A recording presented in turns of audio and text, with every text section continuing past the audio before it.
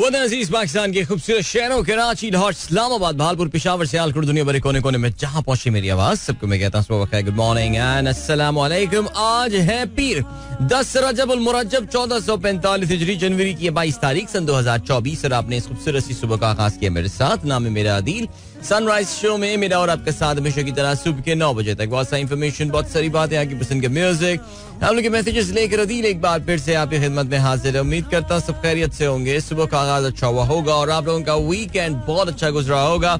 और एक अच्छे से वीकेंड के बाद आपकी खिदमत में एक बार फिर से हाजिर हैं। It's a beautiful morning here in Karachi, by the way. So what is actually happening is that the sea breeze is blowing और it's totally cloudy।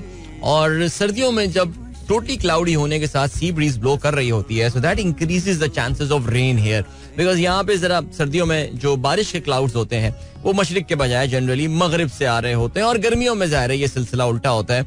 सो जैसे ही आज मैं अपनी गाड़ी लेकर जो है वो सड़क पे आया तो मैंने महसूस ये किया कि कुछ इलाकों में हल्की फुहार जो है वो पड़ी हुई है। कम से कम मेरे घर के आसपास एरिया में जमीन जो है वो नम हुई हुई थी। थोड़ा सा जब मैं आगे गया तो फिर ये बारिश जो है वो फिर जमीन ड्राई हो गई थी, लेकिन I am pretty sure Karachi के कुछ इलाकों में आज बारिश शुरू होगी, which is why I am saying बारिश या बूंदाबांदी या फुहार जो भी आप कहना चाहें, इतना ड्राई ये सीजन रहा है कि मैं तो कहता हूँ भाई जो भी मिले इस पे अल्लाह का शुक्र कीजिए। और हम दुआ ये भी करते हैं कि ना सिर्फ ये थोड़ी बहुत जो कराची में बारिश की बूंदें पड़ी हैं, पाकिस्तान के जो शुमाली इलाके हैं वहां पे आने वाले दिनों में जबरदस्त सी बारिश हो। एक हफ्ता कहते हैं कि जी अगले कोई 5 से 6 दिन बाद कुछ बारिशों का सिलसिला शुरू हो सकता है, तो अल्लाह करे सिलसिला ऐसा ही रहे।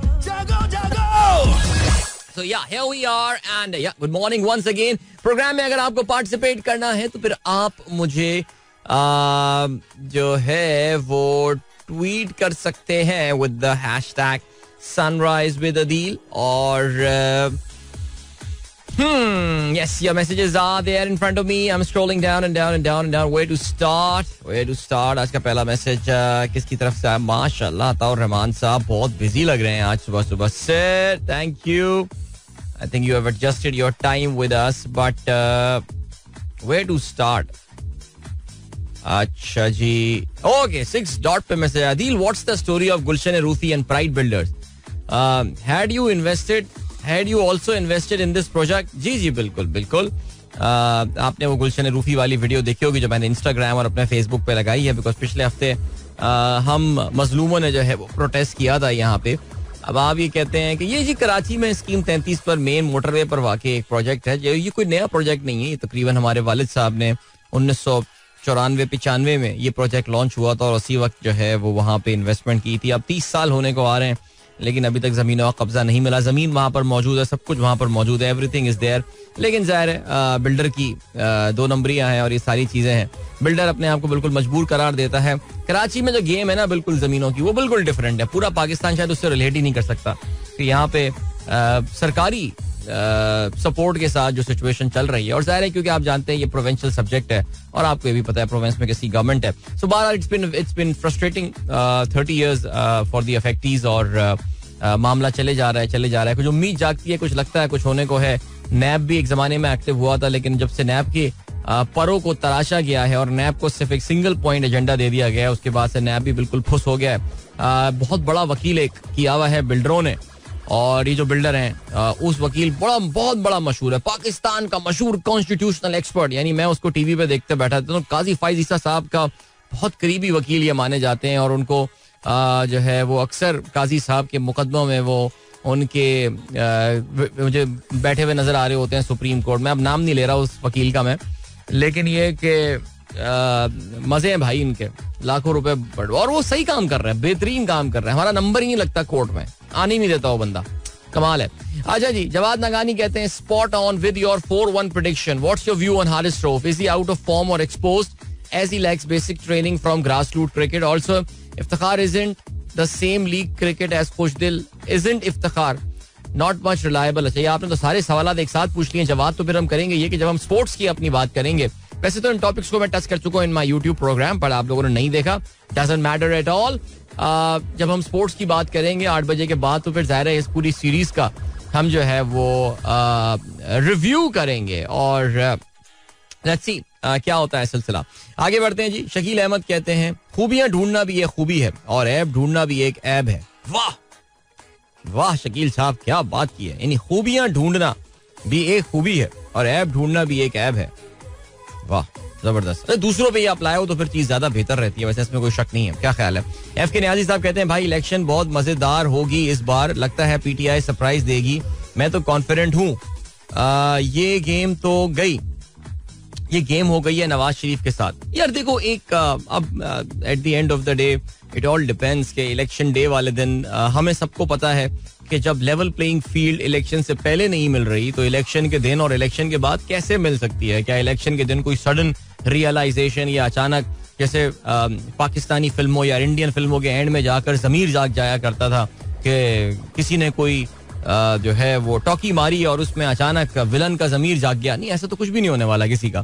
तो ये मसाइल इलेक्शन के दिन भी रहेंगे. मैं मुझे there are very easy ways. I mean एक तो देखो यार वो बैलेट बॉक्स को मैनेज करना एक बहुत बात की बात है, लेकिन एडमिनिस्ट्रेटिवली को जिस तरह के काम किए जा सकते हैं जिसकी वजह से प्रॉब्लम जो है वो हो सकती है. और मैं तो काफी बार इस पे जो है वो तवज्जो दिलाओ नोटिस जो है वो दिया जा रहा हूँ कि ये कहाँ किस लेवल पे जो है प्रॉब्लम्स हो सकती हैं. बट खैर चलें जी, मैं ट्वीट करता रहता हूँ उसके बारे में, मीडिया पे बात नहीं कर सकता, आपको भी पता है. और क्या सीन है. और ये सीन है जनाब जीशान, डॉक्टर एजाज जीशान खान चाचा AZKC कहते हैं अस्सलाम वालेकुम अदील भाई, 4-1 वाली प्रेडिक्शन स्पॉट ऑन. भाई बैट वाले कहीं आपको गुरु ना मान लें और आपका शो सुन के बैट लगाएं. Well done for understanding Pakistan cricket in depth. अरे यार कल सरवर चाचू से मुलाकात हुई थी एक शादी में और मैं उनको बोल नहीं पाया ये बात. चाचू देखा, मान गए भतीजे को. हमारे चाचू ने तो मैसेज किया था, कहने लगे यार जब मैंने 4-1 4-1 पहली बार बोली थी सरवर चाचू का मैसेज आया था, कहते हैं यार तुम इतने पेसिमिस्टिक क्यों हो क्रिकेट के बारे में. मैंने कहा था मैं पेसिमिस्टिक नहीं, मैं रियलिस्टिक हूँ. तो मुझे ये अंदाजा था कि ये टीम जो है वो इतनी भी बुरी नहीं है जो 5-0 हारे, लेकिन इतनी भी अच्छी नहीं है कि ये सीरीज जीत जाए, क्योंकि there are some fundamental issues. बहरहाल fundamental issues starting right from the board. अब ज़का अशरफ तो चले गए हैं और ज़का अशरफ की शान में कल पाकिस्तान क्रिकेट बोर्ड के ट्विटर अकाउंट से और उनके इंस्टाग्राम अकाउंट से जिस लेवल का कसीदा आया है, यानी कसीदे से मुराद ये है कि जी उनकी जो मैनेजमेंट कमेटी की अचीवमेंट की बात की गई है, उससे मुझे लग रहा है काफी हद तक ये ऑब्वियस है कि ज़का अशरफ, मेरे मुंह में खाक, ये मेरी कोई प्रेडिक्शन नहीं है, ये मेरा एनालिसिस है कि ज़का अशरफ जो है वो शायद हो सकता है कि थ्रू प्रॉपर चैनल वापस आने की तगो-दो में लगे हुए हों. बिकॉज आपको पता है कि उनके मैंडेट एक्सपायर होने में अब 15 दिन ही रह गए थे. 15 दिन में इनको गवर्नर्स बोर्ड जो है बना के इलेक्शन करवाने थे नए चेयरमैन के इंतखाब के लिए. सो वहां से स्टार्ट हो के problems are going all the way. I mean कुछ बच्चों वाली बातें हैं ना पाकिस्तान क्रिकेट टीम में. कल की जीत की वजह पाकिस्तान की ऑब्वियस थी और डॉक्टर साहब आपको भी पता है, मुझे भी पता है, कल की जो विकेट थी वो इस सीरीज की सबसे स्लोएस्ट विकेट थी. और मुझे यही लगता है कि पाकिस्तान क्रिकेट वहीं जो है पाकिस्तान T20 क्रिकेट वहीं आपको अच्छा खेलती हुई नजर आती है जहां पे विकेट जो है वो स्लो हो जाती है. ये मैं सिर्फ T20 की बात कर रहा हूँ. यही स्लो विकेट आपको ODI में मिलेगी, हमारी टीम स्ट्रगल करेगी. सो प्रॉब्लम है, there are some we really can't adapt to the conditions. और इस पे अलग जाहिर एक तफसीली बात कभी ना कभी इंशाल्लाह करेंगे. फहीम अली खान कहते हैं आपने माशाल्लाह सूरह बकरा की आयत नंबर 286 शेयर की है. ए अल्लाह, ए परवर, हमारे परवरदिगार, अगर हमसे कोई भूल चूक हो जाए तो हमारी गिरफ्त ना फरमाइए. जी बिल्कुल, ये सूरह बकरा की जो आखिरी 2 आयात हैं वो बड़ी खूबसूरत आयात मानी जाती हैं. और उसमें से वैसे तो पूरा कुरान ही ज़ाहिर खूबसूरत है, लेकिन ये आखिरी 2 आयात जो हैं ये बहुत, इनके माने भी बड़े प्यारे हैं. और कभी कुरान खोल के इसका तर्जुमा आप पढ़िए तो उसमें से आपने उसका एक हिस्सा उठा के हमारे साथ शेयर किया है. रब्बना ला तुआखिजना इन नसीना औ अख्ताना. Thank you so much. अच्छा जी, और क्या सीन है. जवाद सारे मैसेजेस में, ये एक मैसेज में सारी बातें लिख दिया करें ना आप, उससे फायदा हो जाएगा. फिर मुझे अपनी जो मैंने जो वचन दिया हुआ है मैसेजेस के हवाले से, मैं कभी कभार खुद डिविएट कर देता हूँ, 2 मैसेज शामिल कर लेता हूँ, लेकिन आप 4-5 मैसेज करते हैं. तो मैं सजेशन आपको दे रहा हूँ, मैं आपको इसका तोड़ बता रहा हूँ. एक ही मैसेज में सारे सवाल पूछ लें, गेम ओवर. क्या ख्याल है. जबरदस्त जी. अताउर रहमान साहब कहते हैं the best thing in life is finding someone who knows all your flaws, mistakes and weaknesses and still thinks you are completely amazing. वाह, क्या खूबसूरत बात है यार. ये कोट तो अपनी बीवी को भेजूंगा मैं. The best thing in life is finding someone who knows all your flaws, mistakes and weaknesses and still think you are completely amazing. So cool यार, so cool सर. ऐसी प्यारी प्यारी बातें शेयर करते रहा करें सर. ओके भाई, इसके अलावा किम जोंग आन की 10 साला साहबजादी Kim Ju Ae believe to be is only confirm daughter and the potential successor. Kim Jong Un का देखें यही है उनकी साहबजादी. बिल्कुल आप सही कहा अता साहब के किम जोंग आन की जो साहबजादी हैं इनकी वीडियो इन्होंने शेयर की है. और ये इनकी कहा ही जाता है कि अगर किम जोंग आन अभी फौरन मर जाते हैं और अल्लाह ताला, देखो यार अल्लाह ताला इनको हिदायत दे. आई मीन सीरियसली स्पीकिंग, ये लोग जो अपने मुल्क में नॉर्थ कोरियन हुक्मरानों ने किया है वो बहुत ही जुल्म और बर्बरियत की इंतहा है. जिस तरह उन्होंने अपने लोगों को किया है, और खैर हम क्या किसी के लिए, हम सबसे पहले खुद दुआ की जरूरत है यार. लेकिन कहते हैं किम जोंग आन को कभी कुछ हो गया तो उनकी जो बहन है वो उनकी सक्सेसर मानी जाती है. बट यस, अब बच्ची 10 साल की हो गई है.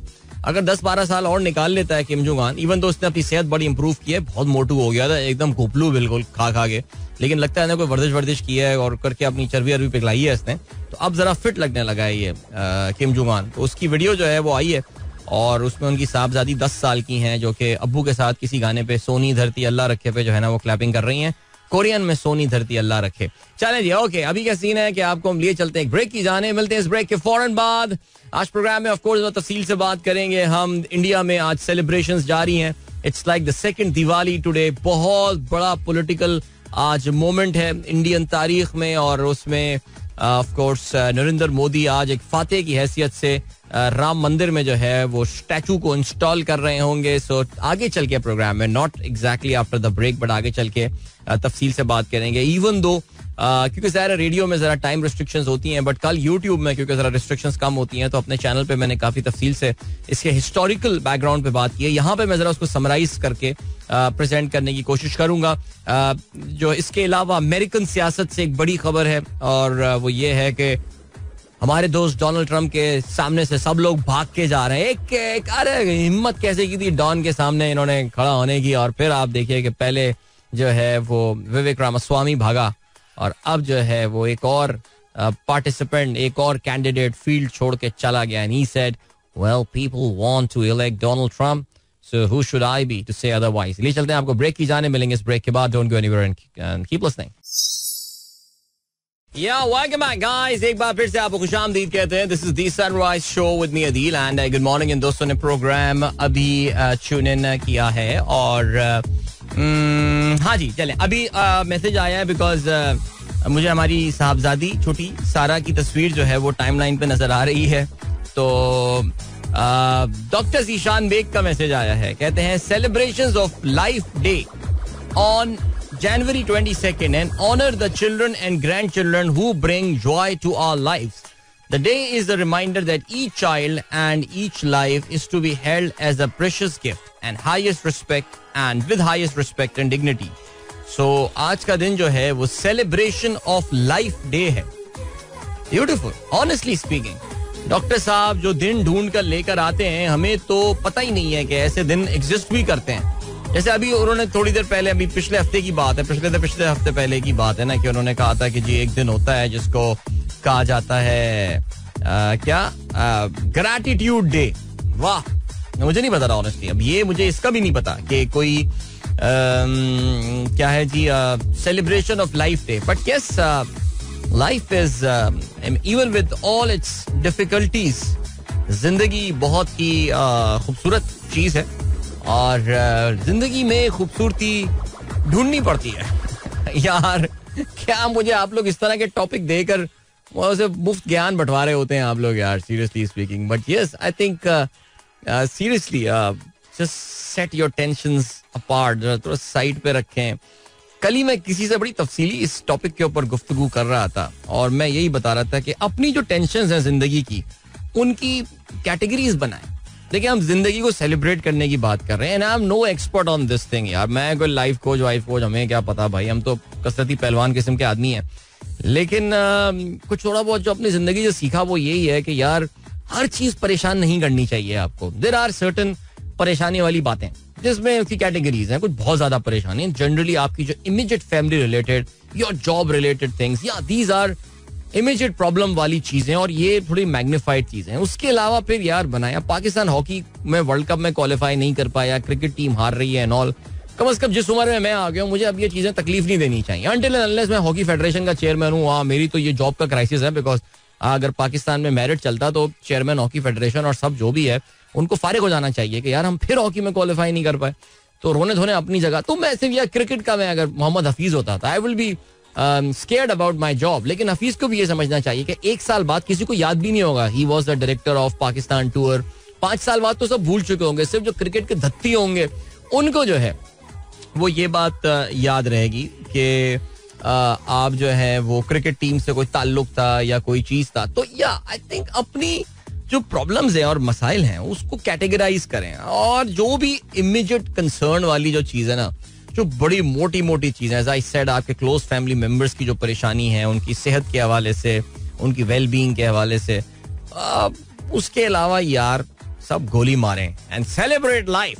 डॉक्टर साहब अब आपने हमारी साहबजादी की तस्वीर जो है बिल्कुल उसकी पैदाइश के बाद, इनफैक्ट दैट वाज सारा's first picture that I took और it's such a beautiful picture and डिजायर मैं बहजत फादर मुझे बड़ी खूबसूरत लगती है तस्वीर. अपने बच्चों की तस्वीरें किसको अच्छी नहीं लगती but this was amazing.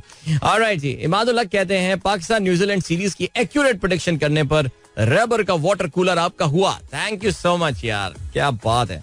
Again great, क्या प्रेडिक्शन रही. ओके अरे भाई हमारे कजन कामरान का मैसेज आया हुआ है और यार ये बड़ी इंपॉर्टेंट बात है. अगर मैं आपसे पूछूं ये बात कि कल पाकिस्तान ने इंडिया को एक खेल में शिकस्त दी है तो आप सोचेंगे कि भाई ये कौन सा खेल है. वैसे इंडिया पाकिस्तान अभी आपको पता है एक खेल में पाकिस्तान में एक दूसरे के आमने सामने आने वाले हैं और उस गेम का नाम जो है वो है टेनिस. मगर अभी मैं टेनिस की बात नहीं कर रहा. मैं अभी जिस गेम की बात कर रहा हूं उस गेम का नाम है डॉज बॉल. सुना है आपने नाम? अच्छा मेरा जो है ना वो डॉज बॉल से पहला तारुफ हमारे स्कूल में हुआ था. हमारे स्कूल के एक हमारे फिजिकल एजुकेशन टीचर हुआ करते थे बुखारी साहब. उन्होंने हमें डॉज बॉल से जो है ना वो तारुफ कराया था और हमें पता ये चला कि यार डॉज बॉल तो अंग्रेजों की मारम पीटी है. मारम पीटी खेलते ना, बॉल लेके मारो उसको और उस तरह का गेम है वो. ठीक है जी, लेकिन अंग्रेजों ने बनाए हुए उसके रूल्स और इसमें जो सबसे अच्छी बात होती है डॉज बॉल में आपको पता है कि it's a mix gender sport. यानी कि आप जो है वो उसमें एक ही टीम में जो है वो बंदे और बंदियां जो है ना वो साथ होते हैं. I mean and that is the rule of the game. यानी इसमें बिल्कुल जेंडर इक्वालिटी जो है वो स्पोर्ट में प्रोमोट की जाती है. और आई मीन आप जाइएगा अगर आपको मौका मिले तो आप इसके रूल्स वगैरह पढ़िएगा डॉज बॉल के. और हमारे कजन ने जब लास्ट वीक मुझसे जिक्र किया था डॉज बॉल के हवाले से, क्यों जिक्र हो रहा है मैं आपको बताता हूँ अभी. ठीक है, तो मैंने भी जाके अपने लैपटॉप पे बैठ के जरा डॉज बॉल के रूल्स जो है ना वो स्टडी किए थे और मुझे बिल्कुल याद आया था कि I think at the turn of the century एक मूवी आई थी बेन स्टिलर की और विंस वॉन. तो फिर वो फिल्म उसका नाम था dodgeball the true underdog story. आपको मौका मिले वो देखिएगा, वो अच्छी फिल्म है. लाइक वो स्पोर्ट्स के हवाले से फिल्म है and it was a massive hit. उस जमाने में बेन स्टिलर बड़ी मशहूर फिल्म किया करता था और समथिंग अबाउट मैरी थी और ये डॉज बॉल उसकी मजेदार फिल्म, हल्की लाइट कॉमेडी मूवी. एक और भी फिल्म इसकी आई थी यार वो एरिक ज़ूलैंडर, अगर आपको याद हो, फैशन वर्ल्ड के हवाले से थी. एंड या तो ये डॉज बॉल भी अच्छी फिल्म है और उसमें एक गेम से तारुफ कराया गया था जिसका नाम डॉज बॉल था. मैं इसलिए जिक्र कर रहा हूँ बिकॉज डॉज बॉल की जो एशियन चैंपियनशिप है वो उसमें इस वक्त खेली जा रही है राइट नाउ. और उसमें हुआ ये है दैट बेसिकली हमारे जो कजन है कामरान, उनका एक दोस्त है जिनका नाम शेरान खान है उर्फ जोजी. ये basically is representing Pakistan team और ये टूर्नामेंट जो हो रहा है ये 21 जनवरी से जो है 24 जनवरी तक खेला जाएगा. और इसमें इंडिया पाकिस्तान की टीमें जो है वो कल एक दूसरे के आमने सामने थी एंड पाकिस्तान बीट इंडिया 16-18. 16 के मुकाबले में 8 पॉइंट से पाकिस्तान ने जो है वो शिकस्त दी है. आई बिलीव कुछ स्कूलों में अभी भी जो है ना वो डॉज बॉल खेला जाता होगा. I hope so and I believe so. लेकिन खैर चलें जी. सो या मिक्स में जो है वो पाकिस्तान अभी आगे भी खेल रहे होंगे but let's wish Pakistan dodgeball team all the very best and I am hoping and I am sure that Kamran will keep us updated about this tournament as well. और बच्चों को जो है ना वो ये है सजेशन कि आप लोग जाके जरा डॉज बॉल के बारे में पढ़िए. It's a very interesting sport और स्कूल्स में तो मेरे ख्याल से ये खेलने के लिए एक बहुत अच्छा स्पोर्ट है. मेरा भी तारुफ स्पोर्ट से जो है वो स्कूल में ही हुआ था. ओके जी, और क्या सीन है. तहसीन अमजद कहते हैं गुड मॉर्निंग अदील भाई, all the listeners. Dense fog in gulf Pindi and Islamabad with zero visibility right now. Sun gets out after जोहर. Pretty bad situation here. हाँ जी, आज सुबह खिलजी साहब का भी सुबह मैसेज आया हुआ था कि पेशावर में भी जो है वो विजिबिलिटी इस वक्त बिल्कुल जीरो है. चलें जी, तो स्टे सेफ और बिल्कुल खैरियत से जाइए अपनी मंजिल मकसूद पे. थोड़ा सा लेट भी पहुंच जाइए तो कोई मसला नहीं है. And then Ron DeSantis drops out of presidential race and backs Trump. बिल्कुल जी, इस पे हम बात करेंगे जावेद साहब आगे चल के फॉर श्योर जरा तफसील के साथ. रॉन डिसेंटिस जो है वो बाहर हो गए हैं और अमेरिकन प्रेसिडेंशियल रेस से. और अब डोनाल्ड ट्रंप के लिए रास्ता वैसे भी कोई मुकाबले पे था कौन सा डोनाल्ड ट्रंप के साथ यार. बट चलें जी, आगे बढ़ते हैं. अभी एक हमें ब्रेक की जाने बढ़ना है और आपको जो है वो मिलते हैं हम इस ब्रेक के बाद. So don't go anywhere and keep listening. से बाद गाना सुनते हैं बल्कि सजाद अली का, और हम जिंदगी के हवाले से बात कर रहे थे तो ऐसे ही कोई गाना सुनते हैं. ठीक है जी, here we go. Alright, that was Sajad Ali and a very nice melodious song as always. Sajad Ali, बड़ा पुरसुकून सा गाना है ये. चलें, आई होप आप लोगों ने इसको एंजॉय किया होगा इस ठंडी सी सुबह में. अभी हमारे दोस्त रेहान अलवी साहब ने अपना ट्वीट शेयर किया है जिसमें उन्होंने बात की है गुलिस्तान जौहर में बारिश हो रही है. जो बाकायदा बारिश इस वक्त जो है ना वो ये लग रही है. मैंने वो रीट्वीट भी किया है बाय द वे, और आप भी देखिए तो एंजॉय कीजिए. स्पेशली अगर आप कंट्री में रहते हैं तो आपको शायद ये बारिश की तस्वीर देख के कुछ तस्कीन या वीडियो देख के कुछ तस्कीन जो है वो जरूर मिलेगी. बट बहरहाल भैया एहतियात से गाड़ी चलाइए. आप गाड़ी चलाते हुए वीडियो बना रहे हैं, मैंने अभी ये नोट किया है. सो चलें जी, और क्या सीन है. रहमान खलजी साहब उन्होंने कहा your prediction were on the spot with respect to cricket. Please enlighten with the following. Will there be any rain this winter? Will the one band win the election? ओहो, आप भाई ये तो आप रुकने का नाम ही नहीं ले रहे हैं यार. एंड सारी प्रोडिक्शन, काश मैं हर चीज की प्रोडिक्शन इतनी अच्छी कर सकता. या नहीं, क्रिकेट में भी मेरी प्रोडिक्शन को ऐसी लगती नहीं है, तो इत्तेफाक से पता नहीं बस लग गई तुक्का. अब मैं बिल्कुल हम्बल हो रहा हूँ, मैं उसमें मैं ज्यादा जो है ना वो भरम भी नहीं मार रहा मैं. लेकिन नहीं, देखें जी, जहाँ तक बारिश का ताल्लुक है मेरी दुआएं अल्लाह ताला बारिश जो है वो करवाए बिल्कुल. और बारिश का इंशाल्लाह इम्कान है. मैं बार बार ये बोले जा रहा हूँ इस हफ्ते के अख्ताम से, और फरवरी के महीना is expected to have a lot of rain and snowfall in the mountains. So fingers crossed भाई. And will the one band win the elections? Well, election अगर 50% भी ईमानदारी से हो गए तो इस वक्त जो सिचुएशन ऑन ग्राउंड है ना यार, वो तो सबको पता है यार. क्यों जलसे नहीं कर रही बाकी पार्टियां, specially that one big party. So yeah we know that. Alright, तो या गुड लक टू एवरीवन. अच्छा, तहसीन अमजद ने एक ट्वीट शेयर किया इकोनॉमी ऑफ पाकिस्तान का. यार ये इकोनॉमी ऑफ पाकिस्तान बड़ा अच्छा ट्विटर अकाउंट हुआ करता था, बट अनफॉर्चुनेटली ये कोई 8 महीने आई थिंक मई 2023 में इन्होंने आखिरी बार ट्वीट किया था, और नाउ ही इज बैक. और उन्होंने जो बेसिकली ट्विटर थ्रेड शेयर किया है मेरे साथ, this is about the internet. Pakistan में इंटरनेट का जो ब्लॉकेड अब एक बिल्कुल रिवायत सी बन गई है, और वो इतना रेगुलर होता जा रहा है कि लोगों ने उसको as a part of life ले लिया. लेकिन हम ये भूल जाते हैं कि ये कितना बड़ा नुकसान पाकिस्तान की इकोनॉमी को जो है वो होता है, जहाँ पे एक अंकल बैठे हुए, एक हजरत बैठे हुए, एक नार्सिसिस्ट बैठे हुए जो है वो 10 बिलियन की एक्सपोर्ट, IT एक्सपोर्ट की बातें कर रहे होते हैं, और उनकी नाक के नीचे जो है वो पाकिस्तान में इंटरनेट बैन हो रहा है. और फिर उसी में ही पाकिस्तान टेलीकम्युनिकेशन अथॉरिटी जो है वो ये बोलती है कि तकनीकी खराबियों की वजह से सोशल मीडिया साइट बंद है. भाई तकनीकी खराबी आज सुबह 7:53 पे क्यों नहीं हो रही यार? कम ऑन यार, just stay quiet. I mean उनको बोले कि चुप रहें, कोई ट्वीट करने की जरूरत ही नहीं है इसमें यार. डीजे सुमेर कहते हैं हेलो एवरीवन, ड्रिजलिंग इन FB एरिया. ये तकरीबन कोई पौना घंटा पहले इन्होंने जो है वो मैसेज किया. माशाल्लाह आज हमारा हैशटैग मुझे काफी तगड़ा नजर आ रहा है. It's already trending at number 4, sunrise with Adeel. So yeah don't forget to tweet today man. I think आज हम टॉप ट्वीट कर जाएंगे मुझे लग रहा है. हसान बेग कहते हैं hello Adeel uncle, today is my intra region baseball and I am playing for the team of O-level boys. Please wish me luck. Wow, good luck man. Baseball. Sorry, basketball. Okay, मैंने baseball क्यों पढ़ा? Basketball. Good luck यार, good luck. I hope you are आपके कद काट आपको support कर रहा होगा इस गेम में. It really matters. Shahzad Niaz Sahab thank you. Mahnaz कहती हैं how are you doing today, it's raining at the university road. हाँ मुझे लग रहा है ये ज्यादा बारिश जो है ना डिस्ट्रिक्ट ईस्ट और सेंट्रल में हो रही है.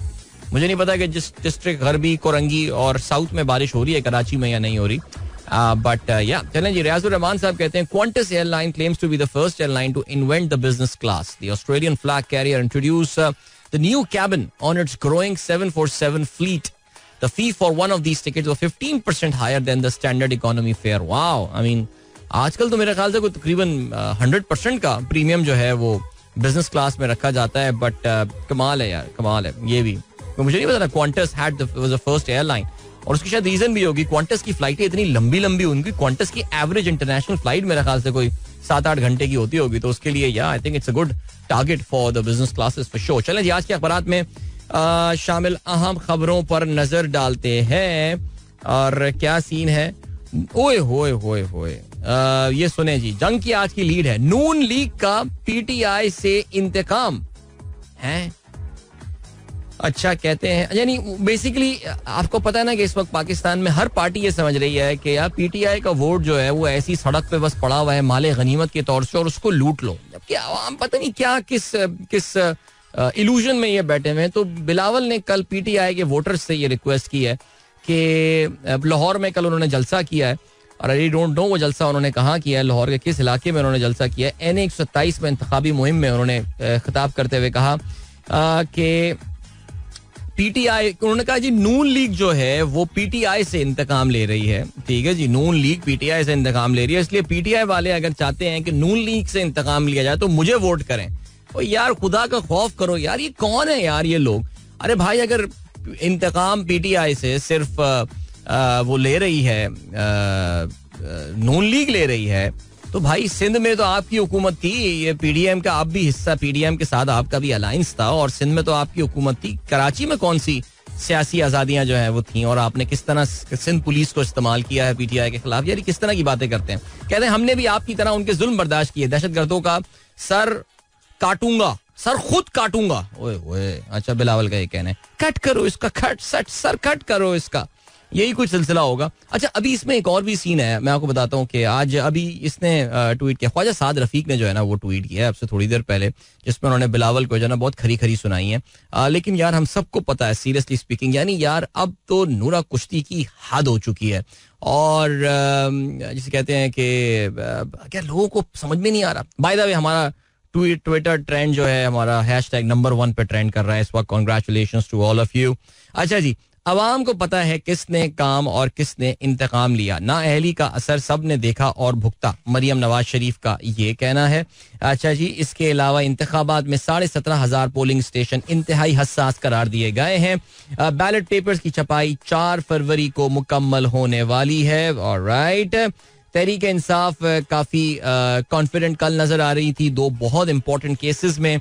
कहते ये हैं कि कुछ जो विटनेसेस को जब जरा खंगाला गया तो उसमें उनको काफी फायदा हुआ. साइफर के हवाले से इस वक्त कंफ्यूजन पैदा किया जा रहा है. कुछ जर्नलिस्ट जो उस वक्त वहाँ कोर्ट में मौजूद थे उनका ये कहना है कि जो मेन सुल्तानी गवाह हैं, जो प्राइम विटनेस हैं, आजम खान साबिक PS पर्सनल जिनके प्राइवेट पर्सनल सेक्रेटरी थे, उन्होंने अपने बयान में कुछ तरमीम की है जो उन्होंने पिछले साल के मिड में बयान दिया था. और कल जो उन्होंने कोर्ट के सामने परसों जो बयान दिया है उसमें और पिछले बयान में कुछ तजाद है. और पहले तो ये कुछ कोर्ट रिपोर्टर्स हैं, उन्होंने इस खबर पे ऑब्जर्व किया था और फिर कल अफसार आलम ने भी जो है वो इसके ऊपर अंसार अब्बासी ने इस पे जो है वो अपना भी आर्टिकल लिखा है द न्यूज़ में, जिसमें उन्होंने ये बात की है. लेकिन अभी जो नून लीग से वाबस्ता जर्नलिस्ट हैं जिसमें गरीदा वगैरह शामिल हैं, वो यकीन दिला रहे हैं सबको कि ऐसा कुछ भी नहीं हुआ. इनके बयान में जो है वो कोई तब्दीली नहीं आई है. और दूसरा केस तोशाखाना में कल जो एक और प्राइम विटनेस थी, दुबई की एक छोटी सी ज्वेलरी की दुकान में काम करने वाला एक मुलाजिम, जिसकी रिपोर्ट की बुनियाद पर यह कहा गया था कि ये 1.8 करोड़ की मालियत वाली चीजें जो हैं वो तकरीबन 3 अरब रुपए मालियत की हैं. कल उसके साथ जब उसकी तफसीलात या उससे डिटेल में बात की गई तो पता ये चला कि ये जो है विटनेस भी काफी वीक है. सो पीटीआई वाले इस हवाले से काफी खुश नजर आ रहे हैं. डॉन की आज की लीड जो है वो क्या है, FBR's overhaul to go ahead despite resistance. Ordinance to revamp Federal Board of Revenue may be promulgated this month. Caretakers, key stakeholders determined to transform revenue machinery. Okay. Gohar warns against pushing PTI to the point of no return. Election Commission of Pakistan finally releases list of nominees for February 8th poll. Issuance of list got delayed owing to litigation. और इसके अलावा don का ये लिखना है that PTI set to retain sizable presence in next Senate unless it gets the back symbol back in time. Over half of PPP, PML and lawmaker are due to retire on the March 11. Incoming Senate will have 96, not 100 members as ex-FATA areas. They are going to lose their seats. All right. इसका भी तरीका car ना बड़ा ही complicated सही होता है, लेकिन खैर चलें जी, आपको अभी हम लिए चलते हैं एक ब्रेक की जानिब और टाइम चेक और कमर्शियल ब्रेक. वापस आके खेलों के हवाले से तफसील से बात करेंगे. So don't go anywhere and keep listening. Welcome back, guys. एक बार फिर से आपको खुशामदीद कहते हैं. This is the Sunrise Show with me, Adil. Good morning. जिन्होंने प्रोग्राम शुरू किया सुबह 8:05 हो चुके हैं.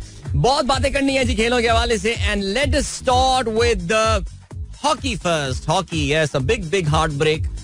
थोड़े बहुत ही हॉकी फैन पाकिस्तान में बचे हैं अभी, और आपका भाई उनमें से जो है वो एक है. और कल जो है वो बड़ा ज़रा दिल टूट गया यार. We were so, वो कहते हैं ना, so near yet so far. कल प्ले ऑफ मैच था Pakistan versus New Zealand Olympic hockey tournament के क्वालिफिकेशन मरहले का. That was the last opportunity for Pakistan hockey team to qualify for the Olympic games. याद रहे पाकिस्तान हॉकी ने आखिरी बार सन 2012 के लंदन खेलों में शिरकत की थी हॉकी के इवेंट में, और फिर उसके बाद से रियो डी जेनेरो और फिर पेरिस में होने वाले ओलंपिक खेलों के लिए पाकिस्तान क्वालिफाई नहीं कर पा रहा था. पाकिस्तान हॉकी इस वक्त ज़ाहिर है अपनी पस्तियों में जो है वो घिरी हुई है. कुछ कहीं उम्मीद जागती है, चीज़ें बेहतर होती हैं, लेकिन फिर ये इन कमबख्तों की सियासत जो है आड़े आ जाती है. ये बुड्ढे हमारे यहाँ जो है ना पाकिस्तान हॉकी फेडरेशन के लोग जान नहीं छोड़ रहे हैं इस इदारे की. कल भी आप देख रहे थे, विद ऑल ड्यू रिस्पेक्ट यार, शहनाज शेख पाकिस्तान हॉकी टीम के जो है वो मैनेजर बने हुए थे और कोच बने हुए थे. यार जान छोड़ दें यार. ना तो ये मॉडर्न हॉकी इनको समझ में आती है, ना ऑनेस्टली यार अल्लाह करें उम्र हो गई, रिटायर हो गए. आई मीन शहनाज शेख की यार, आई मीन देखो, या तो शहनाज शेख जो है वो बहुत सारे यूरोपियन क्लब जो है उसकी वो उनके लिए कोचिंग कर रहे होते हैं रोलैंड ऑल्टमैंट की तरह, या तो उनका कोई इंटरनेशनल जो है वो कोई तजुर्बा होता या कुछ होता. अब ये उन्होंने जो है वो उनको हमारा जो है वो हेड कोच बनाया हुआ. Shehnaaz Sheikh 74 years old man. He was born on March 21st, 1949. I mean, honestly, बेचारे बच्चे हमारे जो हॉकी टीम के खिलाड़ी हैं यार, ये बहुत मजलूम है यार ये लोग. मैं तो कहता हूँ इनका हर मैच के बाद कौम को शुक्रिया करना चाहिए कि यार तुम लोग इन तमाम तर मुश्किलात, प्रॉब्लम्स और इतने महीनों पैसे ना मिलने के बावजूद जो है बेचारे उबर्स और इनड्राइव चलाते हैं. ये लोग करीम चला रहे होते हैं अपने घर का खर्चा निकालने के लिए, और फिर भी इन्होंने what a fight they put up in this tournament. अपने से कहीं ज्यादा आला दर्जे की टीम मलेशिया के साथ मैच ड्रॉ किया, और फिर उसके बाद New Zealand, we were just 8 minutes away from qualifying for the Paris Olympic game. और ये पेरिस ओलंपिक गेम के लिए क्वालिफाई करना पाकिस्तान हॉकी टीम के लिए एक बहुत बड़ी अचीवमेंट होती, बिकॉज पेरिस ओलंपिक के लिए 12 टीमों ने क्वालिफाई करना है. पाकिस्तान की जिसकी रैंकिंग इस वक्त नंबर 16 है, पाकिस्तान अगर पेरिस ओलंपिक के लिए क्वालिफाई कर जाता, it would have done great favours to our ranking as well. शायद हमारी रैंकिंग अभी भी इंप्रूव हो जाए, मैं अभी चेक करूंगा. नंबर 16 से शायद हम एक दर्जा ऊपर भी आ सकते हैं, बिकॉज हमने अपनी सी बेहतर टीम के खिलाफ जो है वो परफॉर्म किया है इस टूर्नामेंट में. बट बहुत डिफरेंस है, जाहिर है इसमें कोई शक नहीं है. दुनिया की टॉप 5, टॉप 6 टीमों के न्यूजीलैंड दुनिया की नंबर 11 टीम थी, और पाकिस्तान ने well I mean seriously speaking they've got, I mean, अगर हम पूरे मैच की बात करें, अभी फिलहाल हम अपने खिलाड़ियों की मजलूमियत को साइड पे कर देते हैं, लेकिन अगर हम मैच की बात करें तो फिर आई think at the end of the day it was all about the physical fitness जो कि हमारी टीम के आड़े आ गई. और वो एक बिलीफ होता है ना लड़कों में, बिकॉज आपने ये देखा जिस तरह हमारे लड़कों ने first quarter was pretty much even. Pakistan by the way we lost, okay, we lost 3-2. और हॉकी का शायद आपको अभी पता भी ना हो, बहुत सारे लोगों को समझानी भी पड़ती है बात कि जब हम छोटे थे तो हॉकी में 35-35 मिनट के 2 हाफ हुआ करते थे. अब नहीं होते, 15 मिनट के 4 क्वार्टर्स होते हैं. सो पाकिस्तान टीम जो है वो कहना पड़ेगा कि 3 क्वार्टर्स तक तो जबरदस्त उन्होंने मुकाबला किया, बल्कि तीसरे क्वार्टर तक पाकिस्तान ने लीड पे मैच जो है वो 2-1 पे खत्म किया था. और चौथे क्वार्टर के भी इब्तिदाई 7 मिनट तक पाकिस्तान जो है वो ये मैच जीत रहा था. बट अनफॉर्चुनेटली फिर वही बात की कि यार ये जो गोरी टीमें होती हैं, जो यूरोपियन और ये जो कॉकेशियन लोग होते हैं और फिर अमीर मुल्क भी हो, इन लोगों की फिटनेस का लेवल इतना जबरदस्त होता है that New Zealand literally went all out against Pakistan. और आखिरी 7 मिनट में और आखिरी 8 मिनट में उन्होंने पाकिस्तान के खिलाफ 2 गोल स्कोर किए और जिससे पाकिस्तान जो है वो इस आखिरी बल्कि गोल तो बेचारे शायद 2.5-3 मिनट पहले उन लोगों ने किया. And you could see the heartbreak of the boys. हमारे में लड़कों की बात करूं, बेचारे रो रहे थे वो लोग एस्ट्रोटर्फ पे लेटे हुए, बिकॉज उनको पता है कि ये ओलंपिक के लिए क्वालिफाई करना है कितनी बड़ी अपॉर्चुनिटी उनके अपने करियर्स के लिए. इनमें से शायद बहुत सौ को दोबारा ये अपॉर्चुनिटी मिलेगी भी नहीं. बहरहाल it's a very young side, इसमें कोई शक नहीं है. ये यंग साइड इतनी है कि कभी कभार पाकिस्तान की जूनियर हॉकी टीम और सीनियर हॉकी टीम के दरमियान आपको फर्क करना जो है मुश्किल हो जाता है. But they came very close to qualifying yesterday to the Olympic games और आई थिंक बहुत बड़ा हार्ट ब्रेक उनके लिए होगा. पाकिस्तान इतना बुरा नहीं खेला. हम देखो फिर वही बात है, ओलंपिक में जाके हम कोई तीर नहीं मारने वाले थे, हम आखिर के नंबरों में ही हमको जो है वो आना था. Yes I am not being pessimistic, I am being realist. यार हॉकी में अभी भी थोड़ी बहुत देखता हूँ और मुझे पता है दुनिया में किस लेवल की जो है ना, मैं ये नहीं कह सकता कि यार मुझसे ज्यादा हॉकी है नहीं जानते, नहीं, मुझसे ज्यादा हॉकी बहुत लोग जानते हैं. मैं तो सिर्फ एक व्यूअर हूँ हॉकी का, एक शौक रखने वाला आदमी हूँ. एंड आई नो यूरोपियन किस लेवल की, इंडिया किस लेवल की हॉकी जो है वो खेल रहा है. इंडिया में तो आपको पता है खजाने के मुंह खुले हुए हैं पूरे. The players make a lot of money playing in the Indian league right now because sponsors are right behind them. India right now is number 3 team in the world by the way. ये बात याद रखिएगा. So Pakistan तो बहुत पीछे रह गया है और एक बहुत अच्छा मौका था जो लड़कों की डिसअपॉइंटमेंट की वजह थी वो तो ये थी कि यार एक तो ओलंपिक जाना, अपने नाम के साथ ओलंपियन लगाना, ये सारी चीजें. But then it would have bन a giant leap forward for Pakistan hockey. However, PHF के हालात आपको शायद अभी भी पता हो कि ये कोर्ट कचहरियों के चक्कर चल रहे हैं, स्टे ऑर्डर्स पे जो है वो लोग हैं, सियासी तौर से किसी बंदे को जो है वो PHF का हेड अपॉइंट कर दिया गया है. And it's a disaster, I mean seriously. और उसमें भी ये बच्चे परफॉर्म कर रहे थे, लिटरली मुझे तरस आ रहा था उन पे कल बहुत ज्यादा. बट ये भाई सिलसिला, पाकिस्तान टीम नहीं क्वालिफाई कर पाया. तीसरा लगातार ओलंपिक खेल जहाँ पे पाकिस्तान फीचर नहीं करेगा, ये भी बात याद रहे. Last time Pakistan won a medal in Olympic games, that was in hockey 1992 Barcelona games. And it's been we are nowhere after that. चलें जी आगे बढ़ते हैं, क्रिकेट के हवाले से बात करते हैं. उसमें भी कमबख्ती नजर आ रही है. कोई एक शोबा पाकिस्तान में सिवाय स्टॉक मार्केट के जहां पे इस वक्त जो है ना वो थोड़ी सी उम्मीद नजर आ रही हो कि यार चलो इधर कुछ सही चीज हो रही है, एटलीस्ट कोई शॉर्ट और मीडियम टर्म में कुछ ठीक हो रहा हो. क्रिकेट में भी न्यूजीलैंड से 4-1 हम हार गए. कल का आखिरी मैच जो था अलग सुबह खेला गया, उसमें पाकिस्तान जीतने में मैच बहरहाल कामयाब हुआ. एक काफी कॉम्प्रिहेंसिव कामयाबी पाकिस्तान ने हासिल की. 134 रन पे पाकिस्तान लग ये रहा था कि ये मैच भी हार जाएगा, लेकिन पाकिस्तान ने न्यूजीलैंड की टीम को सिर्फ 92 रन पर आउट कर दिया. पहले पाकिस्तान ने बैटिंग की और पहले बैटिंग करते हुए हसीबुल्ला, जो कि जनरली ओपन कर, अजीब लोग हैं यार. हसीबुल्ला बैटिंग करता नहीं है ओपन, आपने उसको ओपन करा दिया. साहिबजादा फरहान मिडिल ऑर्डर में नहीं आता, आपने उसको लेट मिडिल ऑर्डर पे खिला रहे हैं. बस एक बंदा जिसकी पोजीशन ये चेंज नहीं करते वो है इफ्तिखार. लाइक यार खुदा की कसम कुछ समझ में नहीं आता यार. यानी इफ्तिखार में ऐसी कौन सी ऐसी खास वो पता नहीं जो है ना जंगली बूटी सप्लाई करता है टीम को कि यार उसको ड्रॉप नहीं किया जाता पाकिस्तान टीम से. जबकि मेरा ये ख्याल है कि पाकिस्तान की इस सीरीज का सबसे बड़ा फ्लॉप प्लेयर जो था वो इफ्तिखार था. अच्छा कल उसकी अगर बॉलिंग चल गई, देखिए कल समझने वाली बात है अगर आप लोगों ने मैच देखा हो, बिकॉज मैं हर थोड़ी देर सोचा था कि यार अब बस मैच बंद कर दूंगा, अब बस बंद कर दूंगा. फिर कोई उनका आउट हो रहा था तो मैंने पाकिस्तान की बैटिंग तो बहुत ज्यादा फॉलो नहीं की, मोबाइल पे ही फॉलो, लेकिन पाकिस्तान की बॉलिंग जो है वो मैंने जरूर फॉलो की, क्योंकि अंदाजा यही हो गया था कि यार ये विकेट तो स्लो है और इसमें 134 जो है ये वो उस तरह की कंडीशन है जैसे पाकिस्तान क्रिकेट टीम थ्राइव करती है. दुबई में, यूएई में, अगर आपको याद हो एक जमाने में पाकिस्तान जहां 150 रन अपने क्रॉस किए, अब पाकिस्तान को हराना जो है ना वो बड़ा, but for a very long time if you recall Pakistan सिर्फ एक दफा 150 से ऊपर टोटल डिफेंड नहीं कर पाया था. It was that match Mike Hussey वाला. वरना पाकिस्तान जहां 150 किए, पाकिस्तान टीम को रोकना मुश्किल है, बिकॉज हम जिन कंडीशंस में खेलते थे वहां पे बॉल जरा पड़ के स्लो होता था. और कल क्राइस्टचर्च में जिस तरह की विकेट बनाई गई थी, मुझे तो बड़ी हैरानी है, मैंने लाइक अबू धाबी की टाइप विकेट जो है वो लग रही थी. और 134 रन तो पहाड़ जैसा टोटल न्यूजीलैंड के लिए बन गया था, बिकॉज पाकिस्तान के स्पिनर्स ने जो है वो कल तबाही फैलाई, और जिसमें ऑफ कोर्स सामा मीर के 4 ओवर में 21 रन ज़ाहिर ने खिलाड़ी आउट किया, और इफ्तिखार अहमद के 4 ओवर में 24 रन 3 खिलाड़ियों को आउट किया, और उनको मैन ऑफ द मैच का अवार्ड भी मिला. Shaheen Shah Afridi got 2 wickets yesterday. Mohammad Nawaz by the way 4 overs में 18 रन और 2 विकेटें उन्होंने हासिल की. तो विकेट के करामात थे या जो भी था, पाकिस्तान टीम के लिए इसने काम किया. फिन एलन जिन्होंने सिंगल हैंडेडली तबाही फैला दी इस सीरीज में, कल 22 रन बनाकर आउट हुए, और सुना बहुत मिस कर रहे थे वो. और हारिस रऊफ को मेरा यार किधर है, नजर नहीं आया उनको, लेकिन अनफॉर्चुनेटली कल पाकिस्तान ने हारिस रऊफ को जो है वो रेस्ट दिया था. हारिस रऊफ, किसी ने, जवाद ने सवाल पूछा था शुरू में कि हारिस रऊफ के बारे में आप क्या कहते हैं.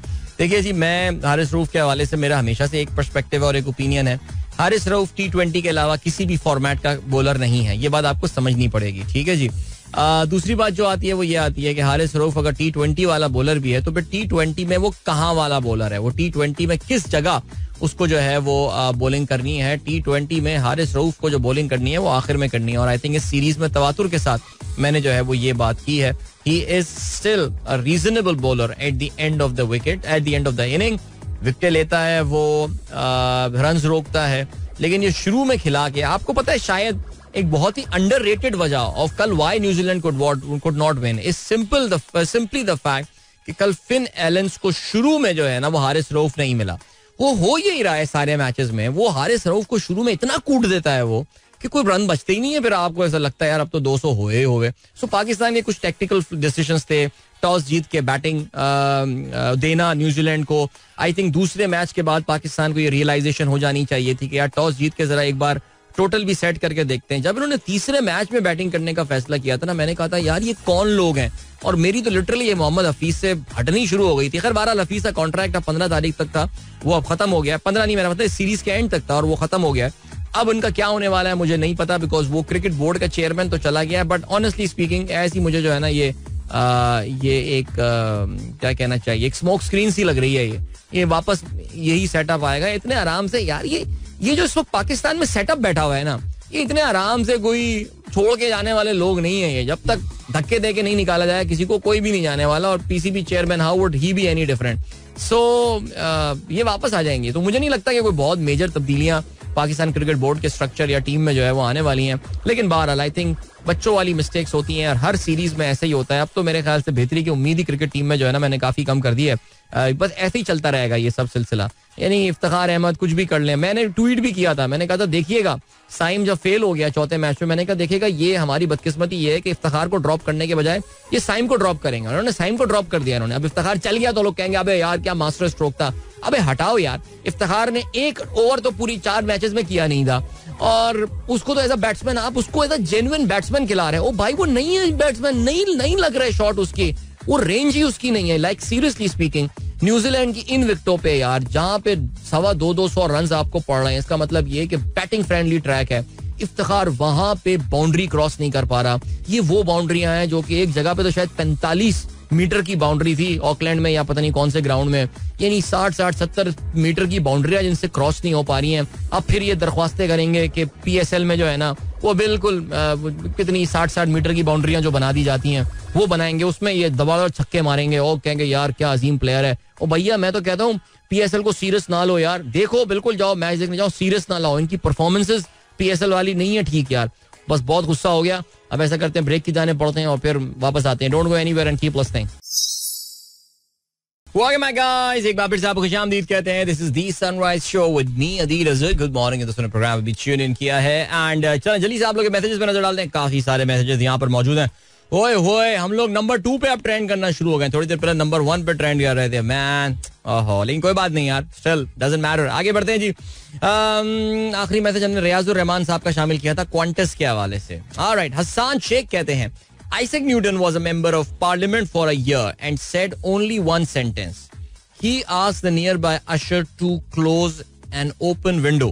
अरे सोचें यार, इतना बड़ा इंसान आइजैक न्यूटन, साइंस का धारा बदल देने वाला, वो मेंबर ऑफ पार्लियामेंट था और उसने 1 साल तक और सिर्फ एक ही बात की, और वो ये बात की कि वोट को इज्जत नहीं. अच्छा, उसने कहा कि ये खिड़की बंद कर दो. अच्छा, ये उसने बात बोली है. चल ठीक है, आगे बढ़ते हैं जी. और क्या सीन है. एमी अली साहब, ओहो एमी अली साहब का जो है वो एक कोई नया मुझे लग रहा है कि आर्टिकल जो है वो छप गया है और कहते हैं हम सब में छपा मेरा नया कॉलम मोटरसाइकिल और समाज. अच्छा मैंने अभी ये पढ़ा तो नहीं है लेकिन मैं इसको रीट्वीट कर देता हूँ, आप लोग भी पढ़िएगा और मैं भी पढ़ता हूँ. ताहिरुल्लाह खान साहब कहते हैं अस्सलाम वालेकुम डॉक्टर साहब, कैसे हैं आप? आई होप खैर खैरियत से आप चरसदा के रास्ते पे होंगे. मुझे अंदाजा है कि इस वक्त काफी शदीद फॉग होगी और मोटरवे तो आई थिंक M1 तो शायद उन्होंने ऑलरेडी बंद कर दी होगी. पीर सईद साहब कहते हैं गुड मॉर्निंग एंड सलाम to all the listeners, celebrate your life, love you and thank you doctor Zeeshan. वाह. अदिल भाई एनीवन कॉन्टेक्टेड उस्ताद लाल मोहम्मद? अच्छा मैंने वो नंबर उस्ताद लाल मोहम्मद का तो कंसर्न हमारे दोस्त को जो है भिजवा दिया था, हो सकता है वो राब्ता करेंगे स्लोली एंड ग्रेजुअली. आप रुकिए, फौरन करना जरा, वो जहन में एक आइडिया था जिसके हवाले से शायद वो ये बात करना चाह रहे थे. अच्छा जी, दूसरी क्या चीज़ है? दूसरी ये चीज़ है दैट हमारे पास मैसेज आया हसान का और हसान ये कहते हैं भाई कराची की सड़कें जो है इस वक्त काफ़ी ज़्यादा स्लिपरी हो रही हैं. कहते हैं मेरे सामने 3 रियली बैड एक्सीडेंट उन्होंने देखे हैं और बिल्कुल जी ऐसे ही है क्योंकि सड़क पे जो है वो काफ़ी ऑयल गिरा हुआ होता है. हमारे यहाँ गाड़ियों से लीक हो रहा होता है, बसों से लीक हो रहा होता है और उसकी वजह से जब ये थोड़ी सी हल्की सी भी बारिश होती है तो फिर काफ़ी ज़्यादा फिसलन जो है वो हो जाती है और वो फिसलन होने की वजह से काफ़ी ज़्यादा एक्सीडेंट्स जो हैं वो हो रहे होते हैं. एंड ओके ठीक है, okay I am actually clearly distracted right now, I am distracted. और इस वक्त हो ये रहा है कि 19 इस वक्त 10 स्पोर्ट चल रहा है टेलीविजन पे और उसमें WWE ब्लॉकबस्टर नजर आ रहा है, रॉयल रंबल 1995. वाओ. और रॉयल रंबल भी क्या फाइट हुआ करती थी, याद है? सब एक रिंग में सारे कूद पड़ते थे, 1 by 1 आया करते. उस वक्त WWF कहा करते थे इसको. और ये वो टाइम है जिसमें हम कैसेट्स में लाके दोस्त सारे बैठ के मिल के जो है ना रॉयल रंबल देखा करते थे. और इस वक्त पैमेला एंडरसन, ये वो जमाना था कि उनकी जो है वो एंट्री करवाई हुई थी और जेरी लॉरर जो कमेंटेटर हुआ करते थे, जेरी द किंग लॉरर, वो इस वक्त कमेंट्री कर रहे हैं, ब्रेट द हिटमैन हार्ट. और यार क्या जबरदस्त जमाना था ये. चलें जी आगे बढ़ते हैं. आमिर एजाज कहते हैं रेनिंग इन मलीर कैंट, यानी अभी तक मौसम जो है बड़ा खूबसूरत हुआ हुआ है. That is so cool man. चलें आई होप जब तक मैं रोड हिट करूं उस वक्त तक मौसम अच्छा. विंस मैकमैन कमेंट्री कर रहे हैं, उस वक्त तक विंस मैकमैन मालिक नहीं बने थे WWE के. अच्छा जी, अरशद इमाम कहते हैं during the Australia New Zealand series I noted that via drone shot there was no sponsor logo physically painted on ground but whenever the camera pan through ground we see a bank and other logo which was virtually on screen. Great use of technology. Oh, absolutely. I think अब तो मेरे ख्याल से जो क्या कहना चाहिए, so computer generated imagery, I think it's the big thing now and it is become very common कि रियलिटी में चीज नहीं होती लेकिन आपको स्क्रीन पे जो है वो नजर आ रही होती है. एंड या CGI. Alright. And then we have got Sumera Khan कहती हैं a day started with a pleasant short rain here in Johar Karachi. After so long, I heard the rain whispers. Yes, yes, beautiful feeling. और वो हल्की सी जो खुशबू होती है बारिश की, मुअत्तर कर देती है फिजा को. खूबसूरत. अच्छा जी, अदील भाई listening from Nilore Islamabad. Air university Islamabad is close for today. Asim कहते हैं अच्छा मैंने सुना है कि बहुत सारे हमारे दिफाई इदारों से जो वाबस्ता यूनिवर्सिटीज हैं वो आज बंद हैं. इस हवाले से कुछ बातें इंटरनेट पे गर्दिश कर रही थी. I hope they are not true. I mean it's about some security advisory और समथिंग, लेकिन अल्लाह ताला खैर रखे सबकी. आमीन सुम्मा आमीन. शारिक अदवाई साहब कहते हैं सलाम and good morning Adeel and everyone. Nice song by SA Sajjad Ali. 90s type music and feel really nice. Raining here in parts of Karachi. Big day in India today. Ram Mandir Pran प्रतिष्ठा हॉलिडे. वाकई जी आज पूरे इंडिया में तकरीबन हाफ डे दे दिया गया सिवाय south India की कुछ रियासतों के. और आज मेरी बहन जो है वो भी शेयर कर रही थी कुछ स्क्रीनशॉट्स उनकी जो ऑस्ट्रेलिया में जो हिंदू फ्रेंड्स रहते हैं. बिल्कुल ऐसा लग रहा है कि आज उनके यहाँ दिवाली है. और इस पे बात करेंगे ऑफ कोर्स. जो 2 लिंक्स पे हमें बात करनी है. रॉन डिसेंटिस ने अपने आप को इलेक्शन से बाहर कर दिया है एंड प्राण प्रतिष्ठा आज जो है वो दिन है, उस पे भी जो है वो हम बात करेंगे. बट या चलें जी. इसके अलावा अनीक अहमद कहते हैं India tension. India plans to erect fence along its vast and porous frontier with Myanmar and will scrap a free movement border zone agreement. Shah, who gave no details of the time frame. Amit Shah की बात हो रही है मेरे ख्याल से. He says अच्छा but Myanmar के साथ उनके ताल्लुकात कुछ आजकल ऐसे ही चल रहे हैं. क्या करण थापड़ जैसा जर्नलिस्ट है आपके यहाँ है? करण थापड़ जैसे जर्नलिस्ट बहुत सारे हैं हमारे यहाँ, बल्कि हम तो यार बड़ा फख्र किया करते थे कि पाकिस्तान में अंटिल रिसेंटली करण थापर जैसे जर्नलिस्ट ज्यादातर हुआ करते थे. वो तो फिर हमारा मीडिया पता नहीं किस मोड में चला गया. लेकिन बहरहाल यार इस वक्त उस WWE में जो है ना, वो पता है कौन आया, किसने रिंग में एंट्री मारी है? रेजर रामोन ने. ये मर गया ना रेजर रामोन, मेरा ख्याल से रिसेंटली शायद इसका इंतकाल हो गया था. अच्छा जी, शाहीन ताहिर कह रही है गुड मॉर्निंग. सीरियसली ठंड से बोर हो गए हैं यार, इधर भेजने कुछ यार, तो ठंडी नहीं पड़ी कराची में इस बार. यूसुफ नवाब कहते हैं बिट्टू और सिट्टू की फरमाइश थी बारिश में छुट्टी बनती है. बिल्कुल बनती है, मसला है कि बारिश थोड़ी देर में अभी खत्म हो जाएगी. पाकिस्तान इन पिक्चर्स कहते हैं hope is a continuously flowing river. Good morning and stay blessed Pakistan. Swat river की आपने वीडियो भेजी है, मुझे ये समर्स की लग रही है बिकॉज विंटर्स में तो इतना पानी आजकल नहीं होगा इसमें. And then we have got doctor Farah कहती हैं the tweet is to make the hashtag even more stronger today. We are back on number 1 guys. Sunrise with Adeel is trending on number 1 once again. Thank you so much. But doctor साहब आपके tweet से मुझे लग रहा है कि बस ये हो गया गेम. ओके, बिलाल अहमद भी कहते हैं गुड मॉर्निंग. उसके अलावा सगीर अहमद कहते हैं अस्सलाम वालेकुम सर. नजूमी बाबा 4-1 Pakistan versus New Zealand. Thank you. खुश रहिए. और कौन है जी? यासिर इजाज मलिक कहते हैं what's the latest on Naseem Shah injury update. Naseem Shah is back. I think Naseem Shah तो बल्कि सुनने में आ रहा था कि किसी लीग के लिए उन्होंने पाकिस्तान क्रिकेट बोर्ड से एनओसी भी मांगा. I think Bangladesh premier league के लिए वो चाह यही रहते कि एनओसी जो है वो मांगा जाए, और लेकिन पाकिस्तान क्रिकेट बोर्ड ने जो है वो इनकार किया है. कुछ इस तरह की कहानी हुई. इसका मतलब ये कि नसीम शाह इज बैक. अब देखते हैं कि पीएसएल में कितने मैचेस वो खेलने में कामयाब होते हैं. आगे बढ़ते हैं.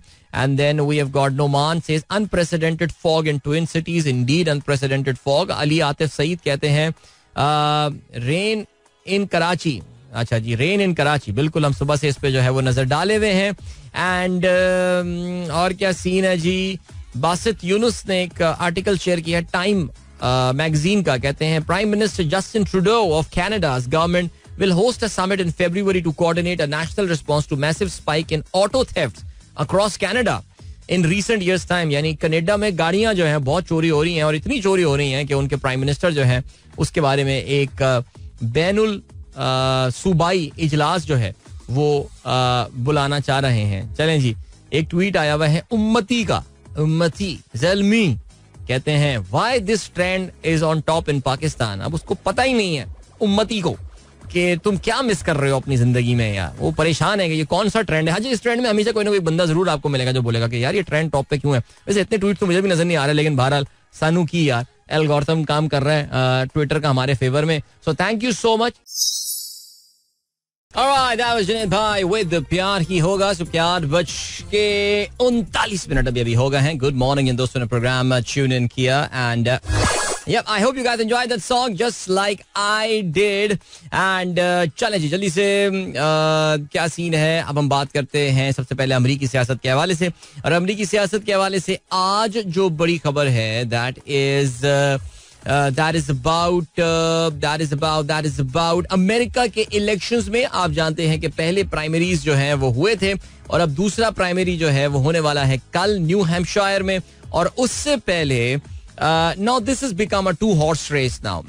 Even though I don't think Republican primaries, और आप लोग क्योंकि मेरा प्रोग्राम रेगुलरली सुनते रहते हैं और जो लोग सुनते रहते हैं उनको इस बात का अंदाजा होगा कि डोनाल्ड ट्रंप के आसपास कोई दूर दूर तक भटकता हुआ भी जो है वो नजर नहीं आ रहा था. He was so popular among the Republican voters. Primaries आप जानते हैं कि पार्टियों के अपने अंदरूनी इंतखाबात होते हैं, इंट्रा पार्टी इलेक्शंस होते हैं, जिसमें अमेरिका की तकरीबन तमाम रियासतें जो हैं उसमें उस पार्टी के जो रजिस्टर्ड मेंबर्स होते हैं वो अपना कैंडिडेट चूज कर रहे होते हैं, जो कि जाके नवंबर के आगाज में जो सदारती इंतखाबात होते हैं उसमें उस पार्टी को रिप्रेजेंट करेगा. तो आयोवा में इंतखाबात हुए. एज एक्सपेक्टेड डोनाल्ड ट्रंप जो है वो पहली प्राइमरी बहुत ही लैंडस्लाइड तरीके से जीतने में कामयाब हुए. दूर दूर तक उनका कोई मुकाबला नहीं था. और अब न्यू हैम्पशायर में जो है वो होने वाले थे ये पोल्स, और उसमें भी ख्याल यही है, ये कल होना है, और उसमें भी ख्याल यही है कि डोनाल्ड ट्रंप जीत जाएंगे उसमें.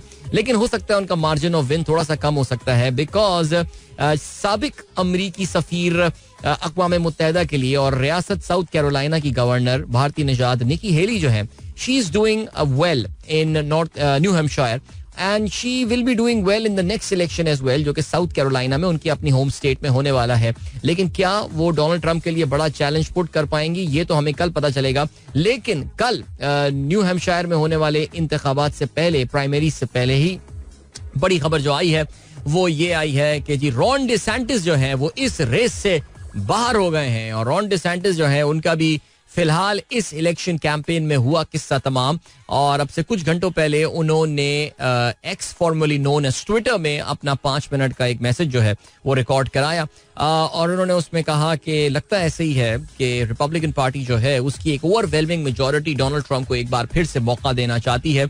इसलिए उन्होंने कहा कि मेरे तमाम तरह इख्तिलाफात के बावजूद वो डोनाल्ड ट्रंप को सपोर्ट करते हैं और उनके हक में दस्तबरदार होते हैं, और अपने वोटर्स को अर्ज किया कि वो प्राइमरीज में उनको वोट करें। और उन्होंने कहा कि जी मैं यही चाहूंगा कि रिपब्लिकन पार्टी के तमाम लीडर्स एक प्लेटफॉर्म पे जमा हों एक बार फिर से अमरीकी सदारत हासिल करने के लिए, बिकॉज आप जानते हैं कि जो बाइडन से नफरत तो इनका एक मुश्तरका है मामला। लेकिन भारत रॉन डिसेंटिस अमरीकी रियासत फ्लोरिडा के गवर्नर हैं, और फ्लोरिडा के अंदर अंदर वो काफी पॉपुलर आदमी है, इज अ वेरी पॉपुलर बंदा, और बिकॉज ये 2-1.5 साल पहले जब या 1.25 साल पहले ये जब री इलेक्ट हुए थे as the governor of Florida, तो एक बहुत बड़ी मेजोरिटी के साथ जीतने में कामयाब हुए थे।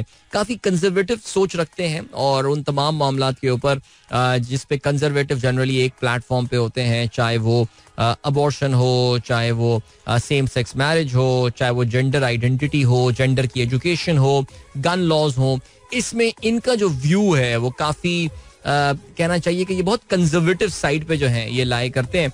और एक जमाने में डोनाल्ड ट्रंप के बहुत करीबी भी ये माने जाते थे, बल्कि इनकी जब ये पहली बार इलेक्ट हुए थे as the governor of Florida, इस वक्त डोनाल्ड ट्रंप ने उस वक्त बहुत जबरदस्त एंडोर्समेंट जो है वो इनकी दी थी। और डोनाल्ड ट्रंप को अक्सर इन पर गुस्सा भी आता था कि हम तुमको पाले हो, क्या नाम था उसका यार, वो कोयला फिल्म का डायलॉग था, उसमें क्या नाम था उसका, शाहरुख खान का, वो जो उसका एक डायलॉग था ना जो अनुपम खेर वाला था, कि हम तुमको पाले हो, वो कुछ बोलता था वो जुमला। बट बहरहाल तो वो भी डोनाल्ड ट्रंप भी उस पर यही गुस्सा करता था, यार तू मेरे सामने का बच्चा, मैंने तुम्हारा करियर जो है ना वो लॉन्च किया और तुम मेरे खिलाफ जाके इलेक्शन में हिस्सा लोगे। बट अब देखते यही हैं कि जनाब कैसा रहता है सिलसिला। और ये तो अब साफ, अब it's as I said earlier, it's a 2 horse race now. So there is Donald Trump and there is Nikki Haley, and honestly I don't think Nikki Haley भी जो है ना साउथ कैरोलिना के बाद फिर निवाडा एंड देन सुपर ट्यूसडे आना है, और तब तक मेरे ख्याल से ये रेस जो है ना ये खत्म हो चुकी होगी। सो उस वक्त डोनाल्ड ट्रंप को बहुत ज्यादा टाइम मिलने वाला है। I think March February onwards Donald Trump को बहुत ज्यादा टाइम मिलने वाला है कि जहां पे उसका ज़ाहिर आपको पता है कि उसकी तवज्जो 2 चीजों में डिवाइड होने वाली है। एक तो वो तमाम केसेस जो कि डोनाल्ड ट्रंप को फेस करने हैं अभी, क्रिमिनल उनके खिलाफ जो कार्रवाइयां होनी है, एक तो पॉइंट नंबर 1 वो है, एंड सेकेंडली नेचुरली उसको इलेक्शन की तैयारी करनी है, और नवंबर में ये इलेक्शन होना है, और फिर उसमें एक बहुत जबरदस्त कैंपेन होनी है, बहुत डिवाइसिव कैंपेन होनी है, और वो जब जिक्र होगा तो फिर ज़ाहिर तफसील में उसके भी हम जाएंगे। बट या दिस इज इट। चलें जी, अभी क्या करना है, अभी ये करना है कि काजी तौकीर साहब कहते हैं, जुनैद जमशेद की आवाज सुबह सुबह सुन के दिन अच्छा होने का यकीन हो जाता है, credit goes to you. Thank you so much यार। बिल्कुल जी, ऐसे गाने होते हैं जो आप फिर पूरा दिन जो है उनको उनकी हमिंग जो है वो कर रहे होते हैं, एंड ग्रेट। चलें, इसके अलावा हमारे दोस्त इमरान अहमद का मैसेज आया और कहते हैं, अस्सलाम वालेकुम अदील, मुस्तफ़ा टर्न 8 yesterday माशाल्लाह, time is literally flying so fast. चलें माशाल्लाह जी, आपके साहबजादे 8 साल के हो गए, आपने उनकी पैदाइश की तस्वीर जो है वो भी शेयर की, और उनकी जो है आपने अभी रीसेंट तस्वीर भी शेयर की है, एंड देन आपके वालिद साहब यानी मुस्तफ़ा के दादा जो है उनके साथ भी तस्वीर है। चले, अल्लाह ताला आप सबको ऐसे ही खुश और हंसता मुस्कुराता रखे, आमीन सुमा आमीन, और मेरी तरफ से बहुत सारी दुआएं। एंड अभी हम क्या कर रहे हैं भाई, अभी हम बढ़ रहे हैं एक ब्रेक की जाने, और ब्रेक से वापस आके जो है वो ऑफ कोर्स हम बात करेंगे किस चीज के हवाले से, will talk about the Babri मस्जिद एंड राम मंदिर इशू, बिकॉज इंडिया में आज बड़ी हलचल मची हुई है और बहुत ज्यादा सेलिब्रेटरी माहौल है। इंडिया के हिंदूज जो हैं वो बड़ी तादाद में, ऐसा लग रहा है कि सारे हिंदूज जो हैं वो एक प्लेटफॉर्म पे जमा हुए हैं। What does it mean for the secularism, the secularist tag in India and the Muslims living there, इस हवाले से बात करेंगे। अभी ले चलते हैं आपको ब्रेक की जाने, मिलेंगे इस ब्रेक के बाद। Don't go anywhere and keep listening. Welcome back guys, एक बार फिर से आपको खुशामदीद कहते हैं। This is the Sunrise Show with me Adil Azhar and good morning। इन दोस्तों ने प्रोग्राम अभी ट्यून इन किया है। चलें जी, ब्रेक पे जाने से पहले हम बात कर रहे थे इंडिया में आज बड़ा इंपॉर्टेंट डे है, और ज़ाहिर है वैसे तो उनकी मजहबी नौयत का या मजहबी नेचर का ये है, लेकिन इसका भरपूर पॉलिटिकल फायदा जो है वो नरेंद्र मोदी उठाने की कोशिश करेगा, बिकॉज आज एक कई दहाइयों बल्कि कहना चाहिए कि कई सेंचुरीज पर मबनी जो एक इनकी मूवमेंट है वो अपने मंतकी अंजाम पर पहुंच रही है. बाबरी मस्जिद जो आप जानते हैं 1992 में जिसको शहीद कर दिया गया था और हिंदू इंतहा पसंदों के एक मॉब ने जो है वो इस पे चढ़ाई कर दी थी और उस दिन उसकी प्रेजेंस को उन्होंने खत्म कर दिया था. उसी दिन उसकी फिर बड़ी लंबी कानूनी जंग सब कुछ लड़ी गई और बिलाखिर 2019 में भारतीय सुप्रीम कोर्ट ने जो है वो एक फैसला दिया था जिसके तहत उन्होंने डिसाइड ये किया था कि बाबरी मस्जिद, ये 5 रुकनी बेंच था, इंडियन सुप्रीम कोर्ट का headed by justice retired Ranjan Gogoi, और उन्होंने ये डिसाइड किया था कि जी ये जो बाबरी मस्जिद की जो अहाता है ये पूरा का पूरा एक मंदिर को जो है वो डेडिकेट कर दिया जाएगा. यानी एक बहुत बड़ी मिसकैरेज ऑफ जस्टिस जिसको कहा जाता है वो भारत की तारीख की हुई थी. जाहिर है हम तो इस पूरे मामले को अलग तरीके से ही देखेंगे और हम क्या देखेंगे, जाहिर हिंदुस्तान में रहने वाले जो मुसलमान हैं अगर आप उनके भी नुमाइंदा सियासतदानों को देखें तो कल वो बड़े उदास थे. और कल मैं इंडियन एक्सप्रेस में असदुद्दीन ओवैसी जो कि हैदराबाद के वहाँ के मशहूर लीडर हैं उनका मैं एक इंटरव्यू भी पढ़ रहा था और you could see the pain in what he was saying. लेकिन उसमें उनका यही कहना था कि भाई हिंदुस्तान के मुसलमानों को जो है ना वो उनकी असल औकात जो है वो याद दिला दी गई है, उनको बता दिया गया. और जिस तरह की सेलिब्रेशंस हो रही हैं जाहिर है इसमें एक टॉन्ट वाला एलिमेंट भी है बिकॉज आप जानते हैं कि इस पूरी की पूरी जो मूवमेंट है उसका जो बुनियादी माखज था दैट वाज ये नारा या वो चैंट जिसको जय श्री राम कहा जाता है. बिकॉज हमने अभी रिसेंट टाइम्स में भी जो है वो यही देखा है कि जहां मुसलमानों पे उनको मॉब वायलेंस हो रहा है या लोग उनकी पटाई लगा रहे हैं या जो भी हो रहा है, जो एक चैंट उसमें बड़ा कॉमन होता है दैट इज कॉल्ड जय श्री राम, और यानी ग्लोरी टू मिस्टर राम. और जाहिर है वो एक he is the central figure in this entire thing. इसके जरा हिस्टोरिकल बैकग्राउंड में मैं आता हूँ. लेकिन बहरहाल इंडिया की रिलीजियस फॉल्ट लाइन, अब इंडियन से किसी हिंदू से आप बात करेंगे जी मुसलमान हिंदुस्तान में बहुत खुश है वो, उसको कोई चिंता नहीं है पाकिस्तान. लेकिन यार it's pretty obvious. I think मुसलमानों को उनकी जो औकात है वो जरा उनको याद दिलाई जा रही है. जिस तरह की, आई एम रिपीटिंग बार बार, जिस तरह की सेलिब्रेटरी माहौल इस वक्त इंडिया में चल रहा है ऐसा लग रहा है कि वाकई यानी एक वीडियो आई थी कल, एक बीजेपी का एक माउथ पीस, एक न्यूज एजेंसी है ANI के नाम से, उसमें एक वीडियो आई थी कि जिसमें एक उस्तानी है और स्कूल में वो किसी भजन पे डांस कर रही हैं, राम आएंगे मेरे अंगना राम आएंगे कुछ ऐसी ही है, और पीछे बच्चे जो हैं वो उनके साथ उनके डांस को फॉलो कर रहे हैं. देखिए एक चीज समझने की और वो ये है कि किसी के मजहबी बिलीव्स के हवाले से, और मैंने रिक्वेस्ट भी की थी अपने यूट्यूब शो में, मैं परसों ये बात कर रहा था कि देखिए जी हमारा उनसे ये इख्तिलाफ जरूर हो सकता है बिकॉज बाबरी मस्जिद एक उस दौर की मस्जिद है जब हमारी और जो रिपब्लिक ऑफ इंडिया है इनकी हम लोग शेयर्ड हिस्ट्री रखते थे जाहिर है, और उस जमाने की ये बात है तो तभी हम लोग अपने आप को काफी ज्यादा इससे जो है वो इस मामले से अपने आप को रिलेट करते हैं नेचुरली. लेकिन इसका हरगिज ये मतलब नहीं है कि हम किसी के मजहब का मजाक उड़ाएं या किसी के मजहब के हवाले से जो है वो हम कोई खराब लैंग्वेज या कोई बदगुमानी करें उस मजहब के हवाले से. ये तो वो लोग हैं जो कि मजहब को सियासी टूल के तौर से या सियासी हथियार के तौर से इस्तेमाल करते हैं, मसलन भारतीय जनता पार्टी. और ये जो आज पूरा एक स्पेक्टिकल क्रिएट किया गया है, literally the who's who of India, India के बड़े बड़े नाम, चाहे वो बिजनेस के लोग हों, चाहे वो बॉलीवुड सेलिब्रिटीज हों, टॉलीवुड सेलिब्रिटीज यानी साउथ इंडिया की सेलिब्रिटीज हों, बड़े बड़े पॉलिटिशियन हों, वो खिलाड़ी हों, जी हाँ उनको इनविटेशन दिया गया है आज इस राम मंदिर में जो प्राण प्रतीक्षा की जो आज सेरेमनी होने वाली है. और इसका मतलब ये है कि राम लल्ला यानी राम का, भगवान राम के जो बचपने का एक आइडल है वो ला के वहां पे इंस्टॉल किया जाएगा. तो इसकी जो सेरेमनीज थी, जो उसकी पूजा पाठ थी, वो तो 16 तारीख से शुरू हो गई थी.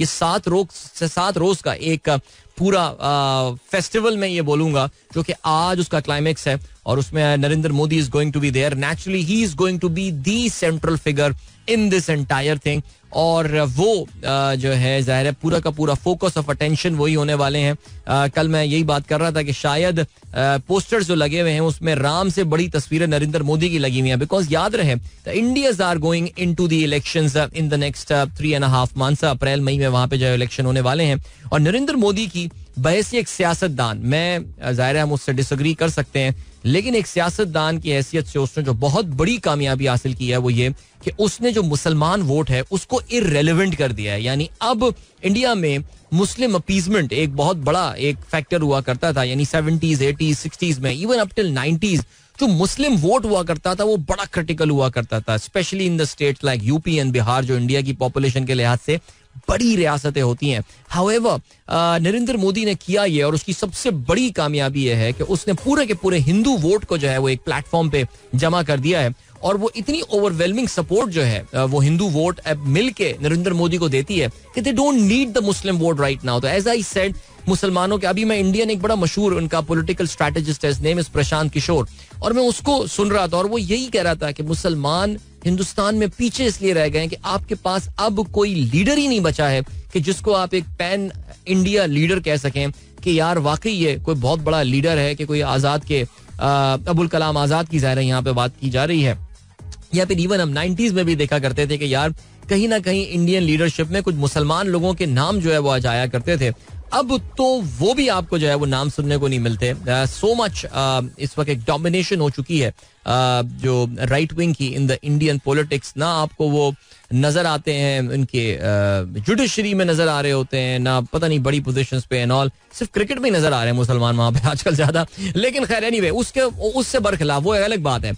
लेकिन इस रिलीजियस एलिमेंट को जिस कामयाबी के साथ उन्होंने सारे हिंदुओं को एक प्लेटफॉर्म पे जमा किया हुआ है, Narendra Modi for the next election he looks invincible तमाम तर. लेकिन what has this done to India now? What this has done to India is that कम से कम एक चीज जो अच्छी हो गई और एक चीज जो क्लियर हो गई वो ये कि वो जो सेक्युलरिज्म का एक नाम नेहाद लिबादा इन्होंने अपने ऊपर उड़ा हुआ था, वो इनका लिबादा जो है वो तो उतर गया है. और अब इनको जाके किसी को अगर वो बोलेंगे कि इंडिया एक सेक्युलर कंट्री है तो हम कहेंगे यार जरा प्लीज शट योर माउथ यार, बिकॉज देखो हमारे अपने प्रॉब्लम्स हैं, हमारे अपने इश्यूज हैं. हमारे तो खैर India has hit the goldilocks zone right now. वो गोल्डी लॉक जोन में ऑपरेट कर रहे हैं. आप जरा चेक करें उनकी इकोनॉमी के हवाले से खबरें एंड ऑल. यानी अब तो हम कॉम्प्लेक्स में भी नहीं जाते. अब तो हम कहते हैं कि यार छोड़ो, निकल, इग्नोर कर. नहीं, खबरें पढ़ते हैं लेकिन बस ये कहते हैं यार चल अपना टाइम आएगा, ये कह के हम चुप होके आगे निकल लेते हैं.